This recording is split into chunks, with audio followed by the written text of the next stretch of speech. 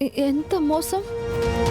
పాపం సుధమ్మ తన కూతురు తిరిగొచ్చిందని ఎంత సంతోషపడుతుందో. సార్, ఆ జయని ఊరికే వదలకూడదు. అందుకే మేమిప్పుడు అత్తయ్య వాళ్ళ ఇంటికి వెళ్తున్నాం. నువ్వు కూడా వెంటనే బయలుదేరి అక్కడికి వచ్చేసాయి. అత్తయ్యకి ఈ నిజం తెలిస్తే చాలా బాధపడుతుంది. నువ్వుంటే తనని కొంచెం కన్సల్ట్ చేయగలుగుతావు. సరే సార్, నేను ఇప్పుడే బయలుదేరుతాను. దేవుడు ఎప్పుడు మంచోళ్ళకే పరీక్ష పెడతాడు. నిజం తెలిస్తే సుధమ్మ ఏమైపోతుందో ఏమో. అసలు ఆ అమ్మాయి వచ్చిన రోజే మనం అన్ని విషయాలు డీటెయిల్డ్గా అడగాల్సింది. మధ్యలో వీరు వచ్చి తనే వాళ్ళ కూతురు అన్నట్టు కన్ఫర్మ్ చేశాడు. వీరు ఎందుకు కన్ఫర్మ్ చేశాడు? ఇందులో వీరు ఇన్వాల్వ్మెంట్ ఏమైనా ఉందా? అంతా కన్ఫ్యూజింగ్గా ఉంది. అసలు అత్తయ్య కన్న కూతురు ఎవరో ఖచ్చితంగా తెలిస్తే మనకే ప్రాబ్లం ఉండదు.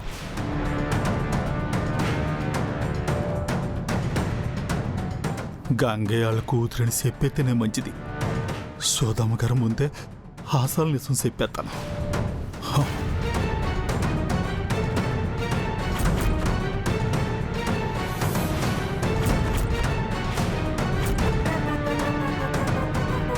ఏంటిది? విషం.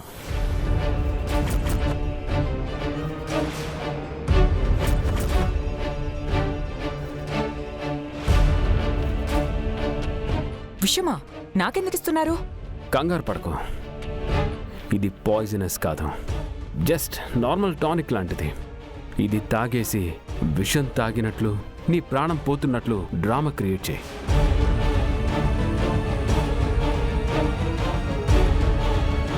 మా నాన్నగారు నన్ను కన్న కూతురు కాదని అనుమానించినందుకే సూసైడ్ అటెంప్ట్ చేశావని చెప్పు.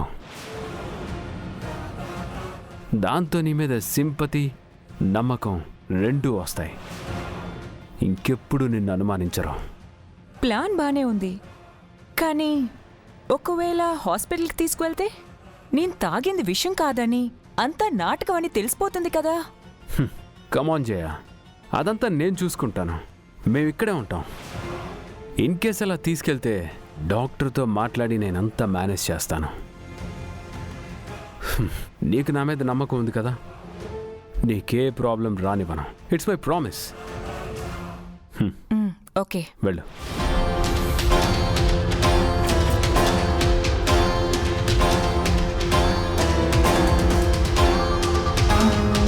Fake person, fake drama. భలే ప్లాన్ చేసావు బ్రో.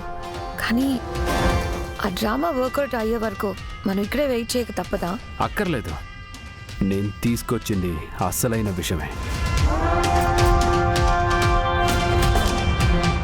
ఏంటి బ్రో నువ్వు అనేది? అది తాగొచ్చేస్తే మనకి సంబంధించిన నిజం తనతోనే అంతమైపోతుంది. ఒకవేళ బ్రతికితే నిజంగానే విషం తాగి ప్రాణాలు తీసుకుందని సింపతి వర్కౌట్ అవుతుంది. ఏం జరిగినా మన చేతికి మట్టి అంటదు. పాపం తను నమ్మింది బ్రో. అఫ్ కోర్స్, నమ్మితేనే కదా మనం చేయగలిగేది. వన్స్ క్రైమ్లోకి దిగాక ఎథిక్స్, ఎమోషన్స్ ఉండకూడదు ఇష్క. Let's go.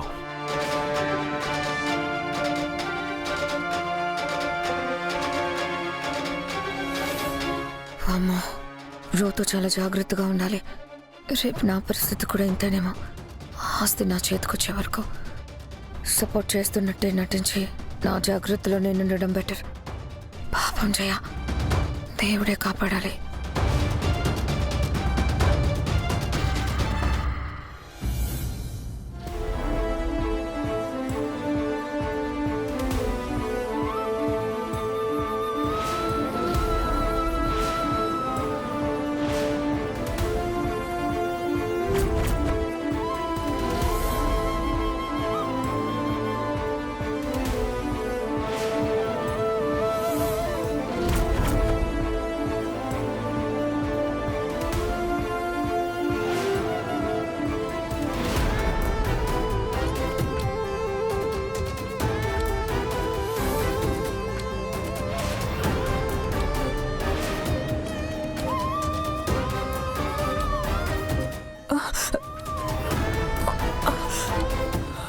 నేను తీసుకొచ్చింది అసలైన విషయమే.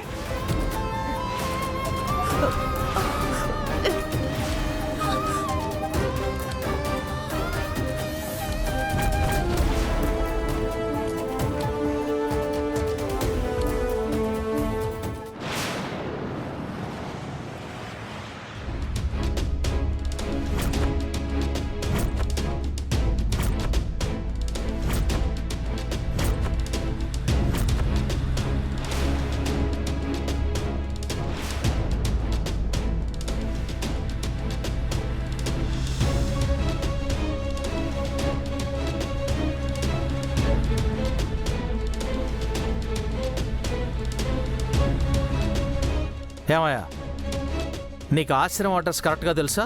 సార్ ఇందాకటి నుంచి తిప్పిన చోట తిప్పుతున్నావు. ఆశ్రమం పేరేమిటన్నావు? అమ్మఒడి ఆశ్రమే కదా? అవును అవును సార్.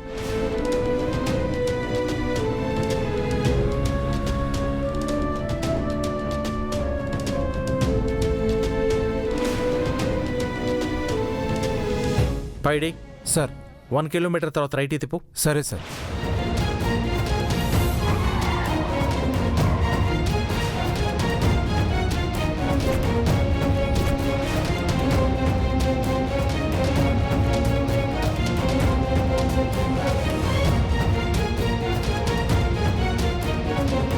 అత్తయ్య, అత్తయ్య, రారుద్రా, ఏంటలా ఉన్నావు? ఏమైంది? మీతో ఒక ఇంపార్టెంట్ విషయం మాట్లాడాలి. ఏంటి రుద్రా? దేని గురించో నేను క్లియర్గా చెప్తాను. ముందు జయన్ పిలవండి. దేని గురించి? జయన్ రానివ్వండి, క్లియర్గా చెప్తానంటున్నాను కదా.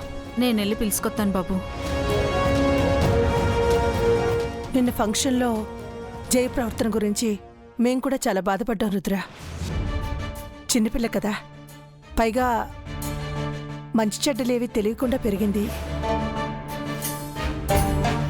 అమ్మయ్య, ఈ ఆల్తో అన్ని నిజాలు బట్టబయలైపోతాయి.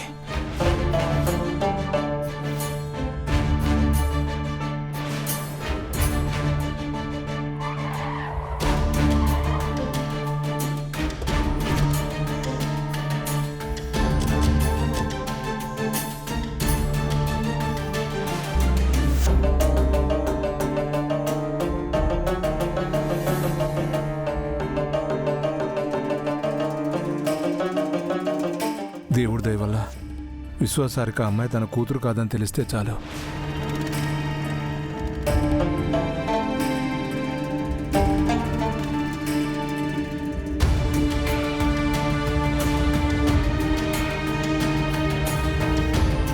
వచ్చేసారా సార్?